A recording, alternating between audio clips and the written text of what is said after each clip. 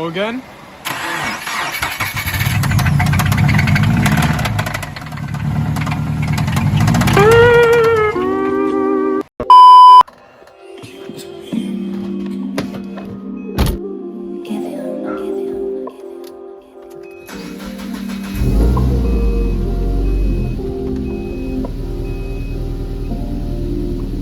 So you blew up your 255 and now you're looking for an alternative. I got you. This is my EJ20 swapped WRX. So this had a 255 in it before, and dude, everything looks the same. If you're doing the swap, everything looks the damn same as a 255 motor, but this is a 2-liter turbocharged JDM motor. As you guys can see, everything is the same as a 2.5. All the mods fit. I just swapped over 255 fuel rails, because you have to swap over your fuel rails. You have to swap over your timing cam sprockets. Everything that comes off your 255, including seals and everything, has to be thrown in here for it to be a functioning car, you know? Not a lot of info on these motors, so I'm gonna tell you guys everything.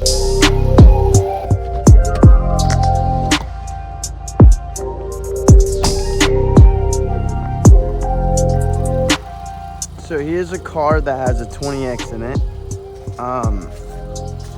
If you guys didn't know, this is actually a 2-liter in here. It's no longer a 2.5. Basically, the 20X was just a 2-liter motor that Japan never brought to the States, and they just kept throwing these 20X motors into their STIs, as I believe. When I swapped my motor in, my 20X, it had STI parts. I had to remove an STI flywheel, and I had to remove an STI clutch, and the freaking the thing that locks it in. I forgot what it's called, guys. I cannot think of it. But it was off of an STI, so that led me to believe that this is an STI motor. But it honestly feels better that way. It doesn't feel bad as a 2-liter instead of a 2.5, because the car actually, this car actually has a higher compression ratio than a stock EJ255. This is actually 9.5 to 1, and it's higher than the 8.4 to 1 that the EJ255s come with.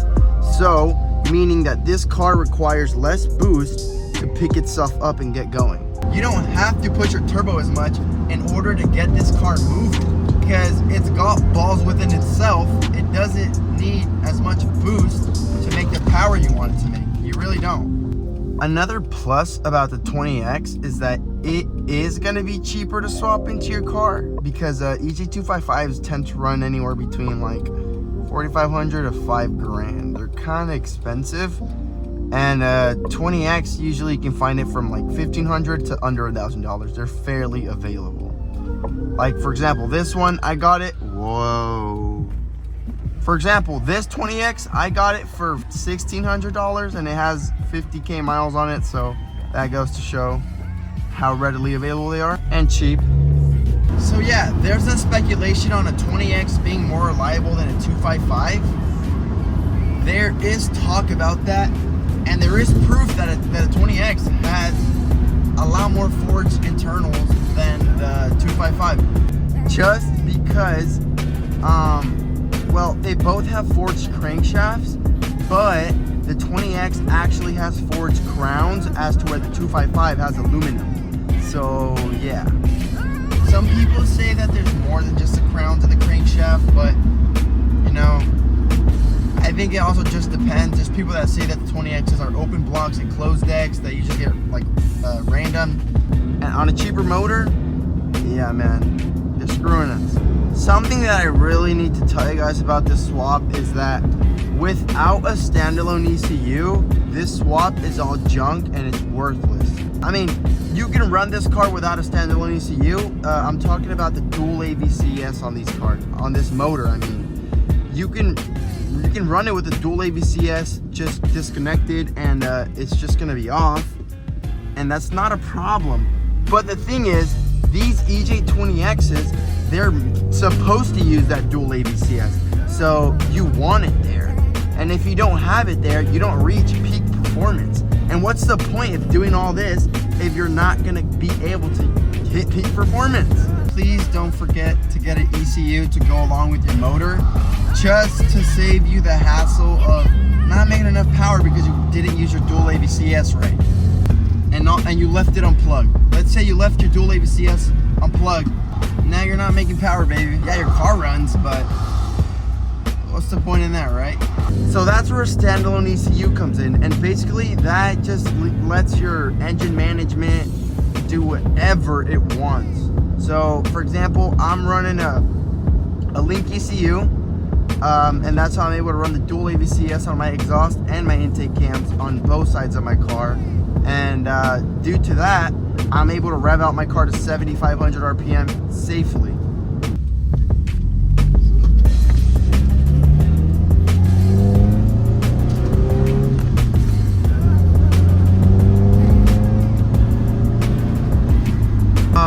For you fast boys that want to go fast, another plus to this freaking motor is that since it has that higher compression, it loves ethanol.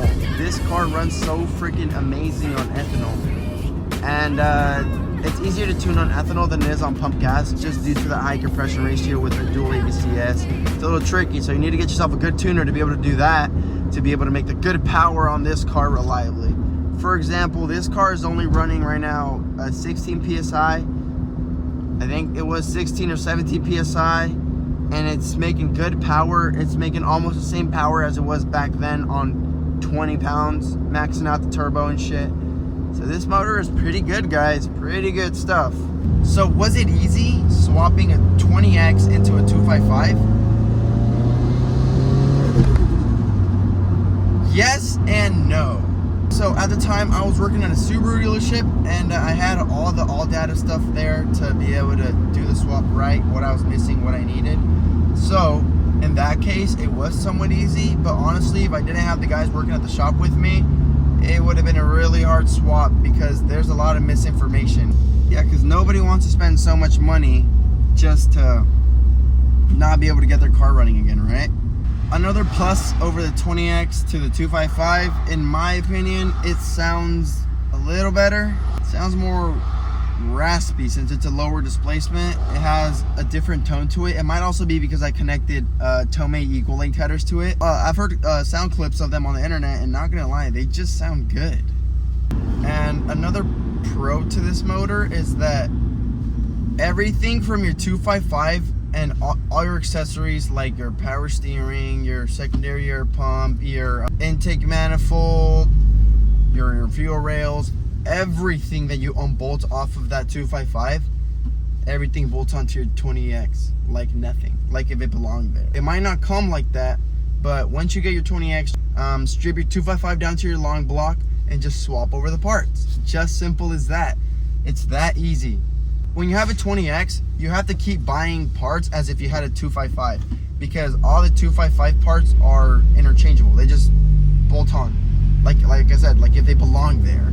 So keep that in mind when you're doing this swap, to buy all your parts normally as if you're buying a 255 parts. So don't Google EJ20X seals, Google EJ255 cam seals, and they're gonna bolt on right, or they're gonna go in right the same. As long as you have the EJ255 cam seal and a cam sprocket together. You have to have the matching ones to be able to get them to work. So keep that in mind, because you guys can't buy a cam sprocket from an 07 WRX and then get a cam seal from a 09 WRX and then expect them to go together, because they're not the same. You have to get the same parts, 09 WRX seals with 09 WRX cam sprockets, put them on your 20X, and then it'll be perfect. It'll seal like if it was OEM.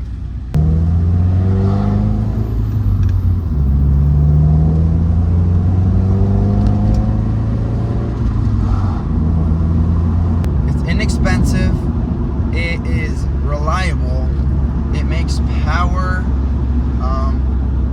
and it's JDM as fuck. I don't know why anybody would not want to do the swap, you know?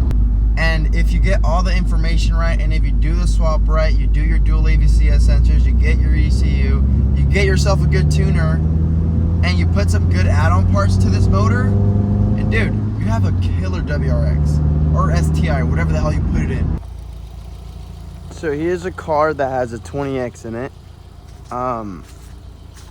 If you guys didn't know, this is actually a 2 liter in here. It's no longer a 2.5.